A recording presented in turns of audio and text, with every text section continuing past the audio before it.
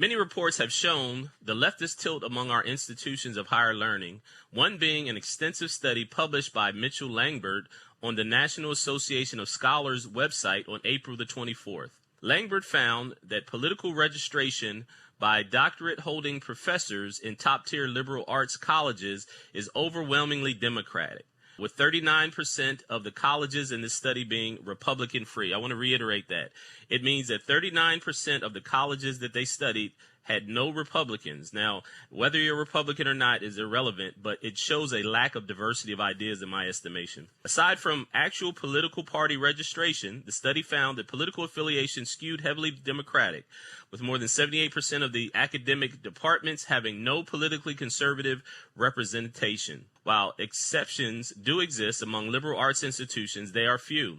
The skewed figures are most notable in the humanities and social science fields, where the battle of ideas is most important. Carson Holloway, an associate professor of political science at the University of Nebraska at Omaha, told the Daily Signal, in the last segment, you mentioned one of the interactions that you had. I'm talking to Merzamie Clark, the founder of Trinity.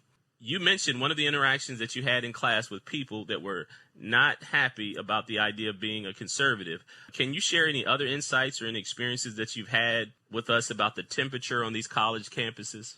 Wow, absolutely. So one of the things that was imprinted on my consciousness at that time was the idea of a bad subject. So there's a scholar called named Messer Davidow. This person says there are three kinds of practitioners in academia: the competent, the innovative, and the one who violates the disciplinary truth or the bad subject. And I would say that our students today have to be willing to be that bad subject, not just to go to school to be competent or even be innovative, right? But be the one who violates the disciplinary truth. If that truth is not Christ's truth, if it's just disciplinary, if it's just from your department or from your institution, you have to be able to make the distinction, first of all, and be willing to violate that disciplinary truth if it is contrary to God's truth. I think students have to be willing to be subdued and expelled, which, again, the scholar says is the result of being a bad subject. And there's something wonderful about doing that. It's not an easy thing, but that is following literally in the footsteps of the one and only Messiah, Jesus Christ, who himself was deemed a bad apple, not only in his time, but in all time, including our time right now. So as far as insight, I would say be willing to follow Christ's footsteps, bear your cross, be excellent in your leadership, your scholarship, and your fellowship, doing work as unto one audience, and understand that you carry out the Great Commission, advancing the cause of Christ, even in your education. Since these are formative years, then you are in training now.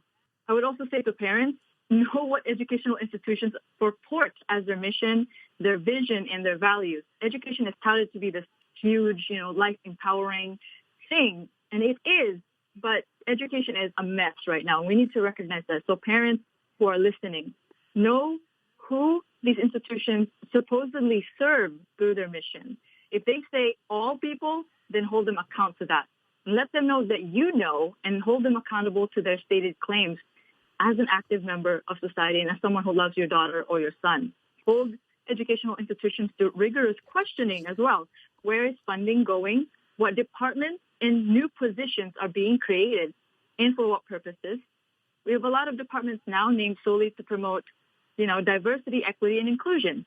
It's becoming standard even in our workplaces now. Again, what happens in the academy streams out into the workplaces and into the larger culture. What is the purpose of these programs? Certainly one of the effects is to suggest to young people and impressionable minds that our society is not diverse, not equitable, and not inclusive. What kind of diversity are you including? Intellectual, ideological, and experiential diversity? You need to be asking these questions. What kind of diversity? What kind of equitable world? Is this one where people strive, work hard, labor honestly, and move forward by the sweat of their brows? By the merit of their work and by the excellencies of their character? Is that the kind of equitable world that you are talking about as an educational institution? And what kind of inclusive, the kind of that includes everybody or just certain categories of folks you deem oppressed, right? Why inclusion? Why not belonging?